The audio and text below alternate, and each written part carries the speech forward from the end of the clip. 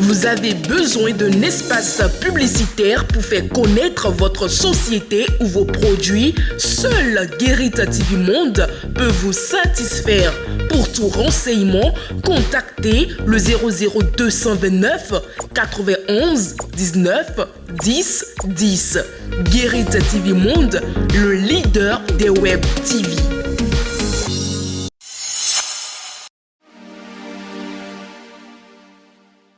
Fidèles internautes de Guérit TV Monde et lecteurs de Matin Libre, bonjour. 29 juin 2023, votre quotidien apparaît avec une interrogation en manchette.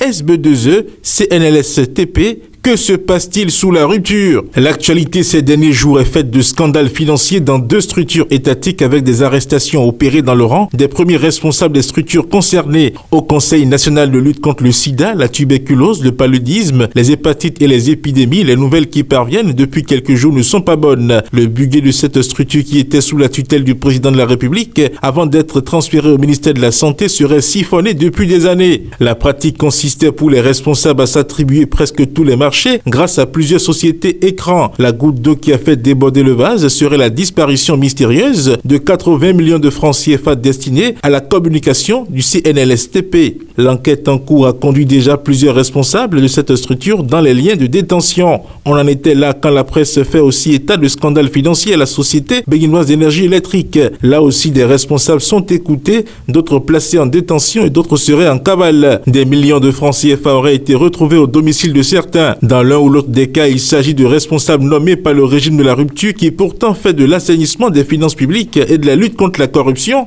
son cheval de bataille. Depuis 2016, c'est souvent le régime de Boniaï qui est cité un mauvais exemple en matière de corruption, de prévarication des ressources publiques. Les affaires Maria Gleta, siège de l'Assemblée nationale, machines agricoles et autres sont sur les lèvres des turiféraires du régime de la rupture. Mais depuis, les scandales financiers s'enchaînent. Il y a eu l'affaire Carlos Adorwanan, du nom de l'ancien régisseur de la Direction générale des impôts, où plus de 4 milliards de francs CFA ont disparu. Il y a eu aussi l'affaire Anat. Les informations de malversation au CNLSTP et à la SB2E font penser que le régime de Boniaï n'a pas l'apanage des scandales financiers tels qu'on a toujours voulu faire croire. Depuis quelques jours, ça sent le roussi à la rupture et le silence du régime sur ces affaires inquiète.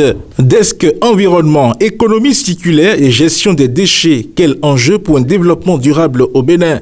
La plupart des activités industrielles au Bénin consistent d'abord à extraire et à transformer et ensuite à consommer et jeter selon une logique linéaire de production et de consommation. Or, ce circuit des biens et services ne permet pas une gestion efficiente et efficace des déchets issus des produits industriels. Dans le même temps, les défis écologiques, le maintien d'un cadre de vie sain et durable mettent une forte pression sur le développement des nations. La population mondiale croît du jour au lendemain. Le Bénin n'est pas épargné. Parallèlement, les ressources naturelles et énergétiques s'épuisent, provoquant d'énormes retombées. Pour arriver à satisfaire ces obligations, il urge pour le Bénin de mettre en place une bonne politique de gestion des déchets et surtout un système d'économie circulaire. Au desk économie à présent, roadshow.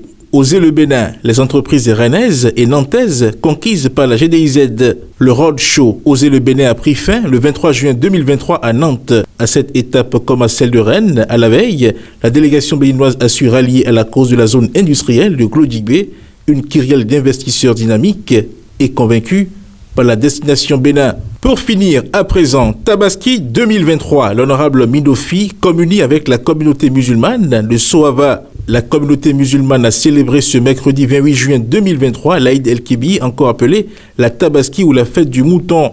Moment de communion, de convivialité et de partage, le député Midofi Antonin Ronga était aux côtés de ses frères, fidèles de l'arrondissement de Veki. Fidèles internautes de Guérit TV Monde et lecteurs de Matin Libre, le contenu de votre quotidien en sa parution du jeudi 29 juin 2023 vous est ainsi livré.